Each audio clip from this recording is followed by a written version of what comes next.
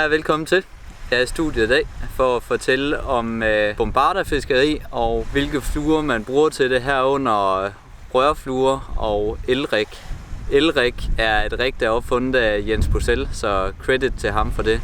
Elrig er en måde, man kan rigge rørfluer til på til kystfiskeri, så man kan bruge bitte små, meget skarpe trækroge.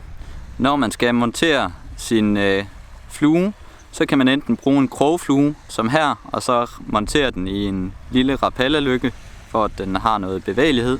Eller også kan man vælge at bruge en rørflue, og så montere den med et elrig og en lille trækrog, som jeg har gjort her. Fordelen ved det er, at det kroger betydeligt bedre end almindelige krogfluer. Det gør det, fordi at havørredens kæft den er meget hård nogle steder, og der kan de små trækroge lettere trænge ind. Til bombarderfiskeri, der bruger jeg typisk et fluorkarbon forfang mellem 0,23 og 0,28, meget afhængig af forholdene, hvor jeg fisker. Jeg bruger typisk en stanglængdes forfang og ikke mere. Der er nogen, der bruger rigtig lange forfang. Jeg synes, det bliver træls at fiske med, og jeg synes ikke, at det er besværlighederne værd i forhold til fisk på land. Er fisken meget, meget sky, så kan man gå op til 1,5 stanglængde, men så bliver det også lidt besværligt at fiske med. Men som regel en stanglængde. Derudover skal man bruge nogle små trækroge. Jeg bruger de her fra Owner, og jeg bruger dem typisk i størrelse 12, 14 og 16, afhængig af størrelsen på fluen. Så skal man bruge nogle små flådstops.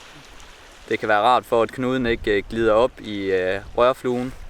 Og så skal man bruge en flue, der er bundet på rør. I det her tilfælde en Polar Magnus.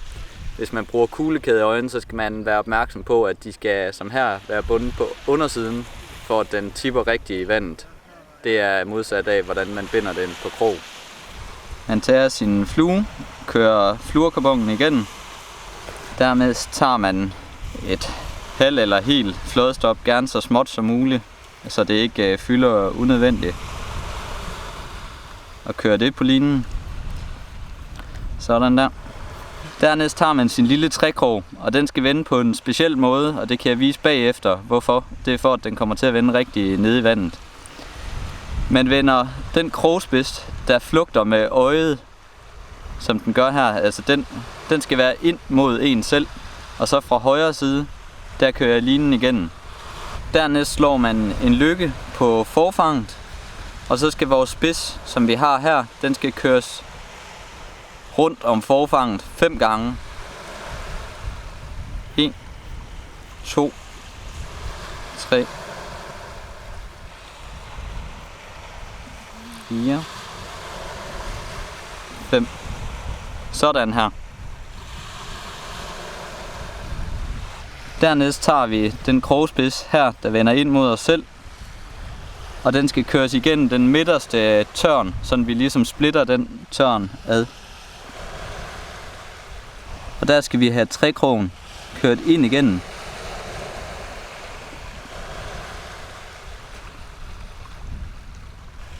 Så det kommer til at se sådan her ud. Nu skal knuden strammes til, og der sørger vi for at fugte forfanget omkring knuden inden. Så skal vi have strammet den her knude til, og det gør vi lidt efterhånden ved at hive i enderne, og så hive i de 2 knuder her, så den bliver tilpas. Sådan her. Det skal helst være sådan, at den lykke, som krogen den hænger i, den ikke er større end den er nu. Og den spids vi har her, den vil pege fremad, det vil sige, når vi fisker rørfluen igennem vandet, og fisken tager krogen og fluen i munden, så vil den blive prikket af den krog, der vender fremad, hvilket er meget effektivt. Det vi har lavet, det ser sådan her ud. Nu er der bare tilbage og klippe den linestump væk, der er efter knuden, altså på modsat side af fluen. Lad lige et par millimeter sidde her. Sådan der. Så er den klar til at fiske med. Ja, det var så bombarderfiskeri og fluer. Jeg håber, at I vil bruge det, og at I får god succes med det. Nu skal I stoppe med at se YouTube, og så skal I komme ud og fiske. Det er trods alt det, man får skæld på hænderne af. Hej.